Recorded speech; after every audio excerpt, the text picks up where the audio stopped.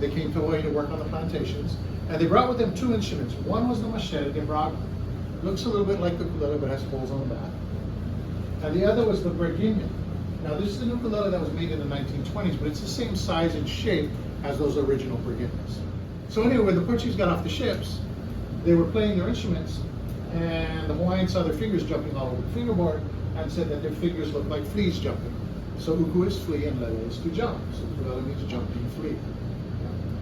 Now on those same ships, there was a man named Manuel Nunes. There was Diaz, Santo, and Nunes, three men. Manuel Nunes became the most famous of the three. But they began making instruments here in Hawaii. And the ukulele became very popular in Hawaii because, number one, it was very easy to learn how to play it, but also it was very small, so you could take it with you all over the place.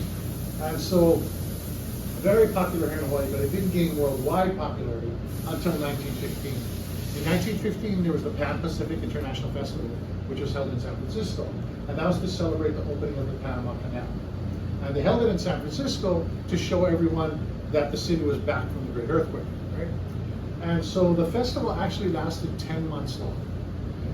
And so every state built its own building or pavilion to showcase their state. And the Hawaiian pavilion was very popular because they basically filled it with tropical plants and they had live entertainment. So people would go there to hang out and watch the hula dancers and listen to Hawaiian music. And so in essence, it became a 10-month-long advertisement for the ukulele, right? And so everybody fell in love with the ukulele, they started buying it, and that was the first wave of ukulele popularity, which started in 1915 and ended around 1932. And so the ukulele became really popular, and the Hawaiian ukulele makers couldn't keep up. The demand was so high, and so then guitar makers on the mainland began making ukuleles also. Now about that same time, my grandfather was a musician. He played the upright bass, the guitar, and the violin. And he and a bunch of his friends were invited to go up to New York City to play music. So they went up to New York City and played at a fair in New York City, and then the guy didn't pay them. So they were stuck. So most of them went to New Jersey to work on the farms to earn money to get back home. But Sam had always wanted to see the world. So he worked his way back on ships. So he went all through Europe, down around South America. He finally got home in January of 1916.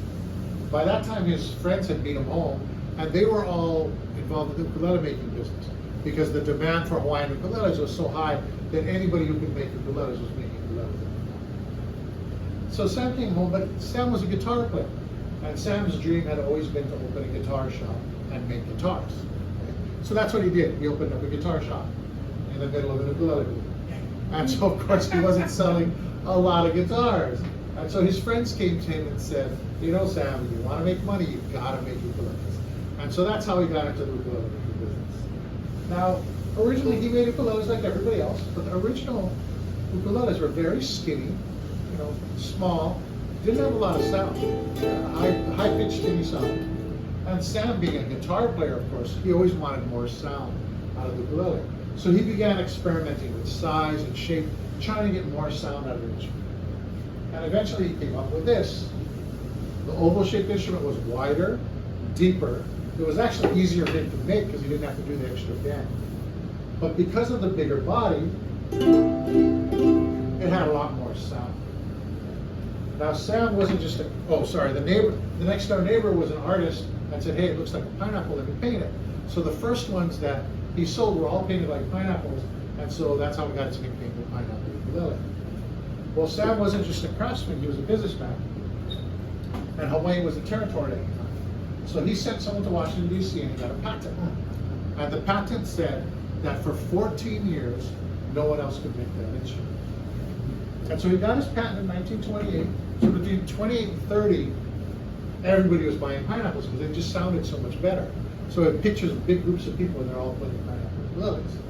So now things are switched. Sam was making a lot of money, his friends weren't. And so he got together with his friends and said, look, you guys got to make the figure 8 larger to match the sound, the pineapple. And so that's what they did. They made it wider and deeper and ended up matching the sound of the pineapple. So the interesting thing is the sound of the ukulele that everybody's used to hearing is really more the sound of the pineapple than it is the original. Sam began making ukuleles, and then his 2 sons were born. And my father always says, at 5 years old, we had to start working in the family business. And so they would get out of school, they'd jump on the trolley. There was a trolley stop right in front of the factory. And their father would be standing on the sidewalk because he knew exactly which trolley they were supposed to be on, and they would get off and they would go to work, right? But then right next door was the Ushijima couch manufacturer, and his sons would get off and they would go to work. So everybody really worked in family business. So that's the way it went until the next wave of ukulele popularity, which was World War II. So during World War II, all the soldiers and sailors that came through Hawaii saw the ukulele, started buying them, started taking them back home. And so that wave of ukulele popularity went from about the late 40s into the 60s. Okay. The 1950s, ukulele was very popular on the mainland. There's a band named Arthur Godfrey. Arthur Godfrey was a big star on the radio, later became a big star on TV, and he taught people how to play on the radio and TV. And my grandfather was actually on his radio program. So then the ukulele went into the 1960s, and then hit a roadblock, and that roadblock was called Elvis and the Beatles. Because at that point, everybody in the country switched over to guitar. So 1960s was the guitar decade. Everybody played guitar in the 1960s. So the ukulele kind of faded away. Well, during World War II, Fred and Sam had been drafted into the Army. And when they finished, they had the GI Bill. And they decided, we've been making ukuleles all our lives, we're going to go to college, we're going to get our degrees. So they both went to Washington State University and got their degrees. Unfortunately, Fred was in ROTC, so on graduation day, instead of his diploma, he got his orders and he was off to Korea to go fight. So Sam, on the other hand, went on to the University of Oregon, and he was studying to get his doctorate in entomology. Entomology is the study of bugs. Well, during the summers, Fred and Sam would work for the Forestry Service in Washington State to earn money. And the Forestry Service told Sam, if you get this degree, we'll hire you. And so Sam had a job all lined up. All he had to do was finish his degree. Well, unfortunately, in 1953, my grandfather had cancer, and he was dying. And Fred was off in Korea fighting, so Sam had to give up his studies, come home, and take care of his father. So my grandfather passed away in December of 1953. So at that point, Sam Jr. had to make a big decision. Am I going to go back, finish my studies, and work for the Forestry Service, or am I going to keep the family business going? I don't know if you know a lot about family businesses, but most of them don't make it past the first generation, and very few make it past the second generation. And it's mainly because the kids want to do other things. You know, they don't want to do the same things their parents do. They want to do other things. So the heyday of ukulele making here in Hawaii was probably the 1930s, 30s and 40s. There was probably 15 large ukulele makers here in Hawaii. The biggest was Kumalai. Kumalai had 75 employees, but most of them were Japanese Americans. So when World War II hit, they were taken away to the camps and this company shut. So luckily for us, Sam made the right decision, decided to try and keep the family business going. And because of that, we are the last of the original Hawaiian ukulele makers from the 1920s. There aren't any others left. And because of that, we are celebrating our 107th year in business. So, the 1960s was sort of the doldrums, right? There was one person who kind of kept the ukulele out there. His name was Tiny Tim. Now, Tiny Tim was a plus and a minus. Right? The plus was people knew what the ukulele was. The minus was they thought it was just sort of a toy. It wasn't really a serious instrument. And even here in Hawaii, it did get a lot of respect. So the next wave of ukulele popularity, which is the one we're still in now, started in 1970. 1970 was the start of the Hawaiian Renaissance. That was when the Hawaiian people started getting back into their culture, their language, their music, and their dance. And the ukulele was a big part of that. And so throughout the 1970s, the ukulele became more popular. In the 1980s, the logjam broke when the kids decided it was cool to play ukulele. And so they switched from guitar back to ukulele. So in the 80s, there was an explosion of ukulele playing here in Hawaii. In the 90s, it started spreading all over. In 2005, a little company called YouTube started. In 2006, Jay Shimabukuro did My Guitar Gently Weeps, which became one of their first major viral videos. Everybody saw that video. And people realized that the ukulele wasn't just for Tin Pan Alley and Hawaiian music. You can play rock and roll, you can play jazz, you can play anything on it. And the ukulele has just become more popular since then. Well-known groups have ukulele tracks on their album. And so many people play it that it's really a mainstream instrument at this point, and we're not really worried about it fading. This is what we call the original size of the ukulele. Here in Hawaii, we call it the standard. On the mainland, they call it the soprano. So if you hear soprano or standard, we're talking about the same thing. Okay? And this is what we call the Hawaiian tuning, which is GCE. Oh, my dog has fleas, right? Oh, my dog has fleas. Now, on the mainland, during the 30s and 40s, there was a different tuning they used, a DF sharp tuning. That was very popular on the mainland. But this has always been considered the Hawaiian tuning. So this is the ukulele everybody played. You kind of have to play it in front of you. It was small. But, you know, people with bigger hands and bigger bodies were always kind of thinking, want something a little bigger. And so they developed the concert ukulele. It was wider and deeper, but exact same tuning. So we always tell the kids in school that, you know, they learn in Hawaii in 3rd grade, they usually learn how to play the ukulele. Now we always tell the kids, you may be learning on the small one, but you can play the bigger ones because they're all tuned the same, right? So the concert, because of the bigger body, you're gonna have a little deeper tone, a little more volume, right? And it's the first one that kind of fits under your arm. Now the concert ukulele is a very versatile ukulele. It's small enough for kids to play, it's big enough so adults are comfortable with it. So we always tell people, if you're only gonna have one in the house, this is a really good ukulele to have, because everybody can play. It also is very popular with guitar players, because guitar players already have a huge instrument, and so they like to have a small instrument that they just grab. Originally, when the concert came out, it was only about 1 inch bigger than the standard. So when you looked at them, they were very similar. So to differentiate, Marco would put the sail head on it to differentiate. Now they're 4 inches bigger. So the concert has grown. And so it's a lot different now, it's easy to tell, but we've always continued with the sail head on the concert model. So, but of course, some people want something bigger, and we're gonna make this here. And so they developed the tenor ukulele. Again, wider, deeper. Same tuning. But again, because of the bigger body, you're gonna have a little deeper tone, a little more volume. Now the tenor ukulele is the player's ukulele. So if you go out there and you see professional musicians playing out there, 99% are gonna be playing this size. Now the tenor also comes in multiple strings. So you can see this is a 6-string ukulele. But if you look at the strings, it's 1, 2, 1, 2. You pretend it has 4 strings and you play it like it has 4 strings. So you have your regular tuning.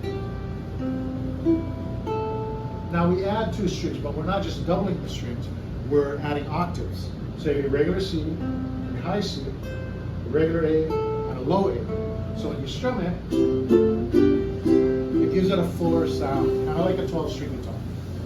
So you can pick on multiple string ukuleles, but if you're a hardcore picker, you're going to stick to 4 strings because it's a cleaner sound when you're picking. The multiple string ukuleles are usually used by singers and backup musicians who are trying to sound like a lot of people. So this ukulele joined our lineup as a regular model in honor of statehood in 1959. But we also make an 8-string, and again it's 2, 2, 2, 2. Pretend it has 4 strings, play it like it has 4. You get your regular tuning, double, double. You get your same high C, but instead of the low A, we now have a low G. So it gives it a little deeper tone. And this ukulele joined our lineup as a regular model in honor of the bicentennial in 1976. So some people want something bigger. And so this is the biggest ukulele. This is a baritone. Now the baritone was actually developed by a California guitar maker for Arthur Godfrey. Arthur Godfrey was a big guy and he wanted to give him a big instrument. Now this is based on the tenor guitar. The tenor guitar is a little longer, a little bigger body, but it still only has 4 strings. But because it's based on a guitar, this is the one ukulele that's tuned differently. It's tuned to the bottom 4 strings of the guitar, which is D, G, B, E. Right? Now if you want a ukulele, you can put a capo on the 5th fret, and you have a ukulele. Right? So because it's 5 frets different, you can play ukulele chords on it. You're just playing different notes. So this on an ukulele is a C, but on the baritone it's a G. So on the baritone you have to play guitar chords instead of ukulele chords. Now the baritone's a beautiful sounding instrument, but it does sound more like a guitar. And that's why the tenor is the king of the ukulele, because it's the biggest ukulele that sounds like. So the baritone here in Hawaii is used by a lot of jazz musicians. This here is what we call our classic line. Our classic line has a coil body, mahogany neck, rosewood fingerboard and bridge, and a mother of pearl cake image. Okay? Now these are geared keys. Okay? The gearing is hidden behind here, but it's a 4-to-1 gear ratio. So you spin this 4 times, you get this to spin 5. And what that allows you to do, it really allows you to fine tune the note, but it also, because they're geared, they don't slip. So with the old friction keys, you get to the note, you let go, go flat, you have to go past the note, come back to it, all those little tricks. With the geared keys, you don't have to worry about that. So this is our classic wax. You can get all of our ukuleles as a classic. The next step above that is our Deluxe 1, which is what we call our wood deluxe. So a little curlier comb on the body, mahogany neck. You got ebony fingerboard bridge and head, oh no, not head bridge, ebony fingerboard and bridge. You got mother of pearl dots and a mother of pearl outline KK. You've got rosewood binding on the top, rope purfling, and a rope rosette. Now the rope is made up of 3 different woods. It's made up of rosewood, koa, and maple. So those are the 3 woods. So you can get all of our ukuleles as a deluxe.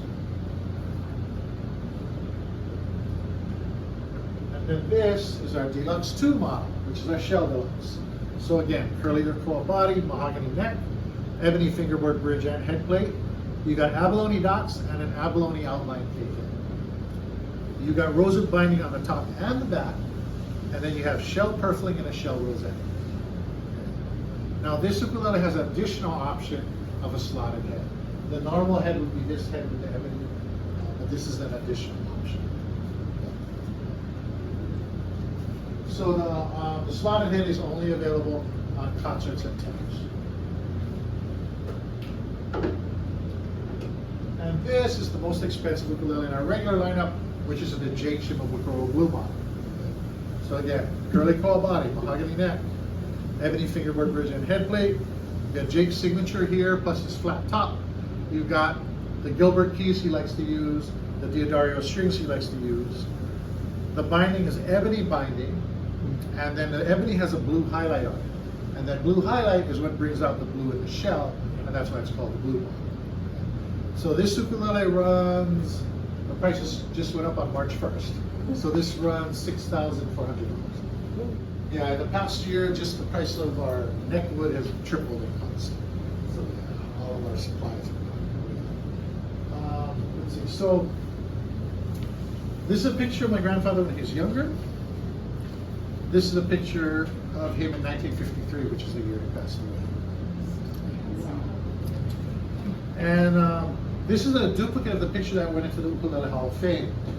So Sam was inducted into the first class, inducted into the Ukulele Hall of Fame, along with Manuel Nunez.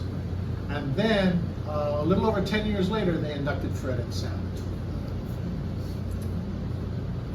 Now, we've been at this location since 1958. This is really my uncle's factory. My grandfather's factory was on King Street. And this is a picture of the old factory. And you can see there's ukuleles everywhere. They're hanging from the ceiling, they're hanging from the racks. And if you look closely, most of them are pineapples. But this is 1930, so this is still the Great Depression. So, you know, a lot of ukuleles, not a lot of buyers. So this is my grandfather, and this is my father. My father was 5 years old. And that ukulele was his birthday present. And that ukulele went with him everywhere. It went with him to college, where he and Sam would earn money on weekends playing music and singing. And then it went with him to Korea and Vietnam. It actually got wounded in Korea and got a shrapnel hole in it. And he decided he was going to keep it for a souvenir, but he didn't tell his brother, so his brother decided to fix it for him one day. So,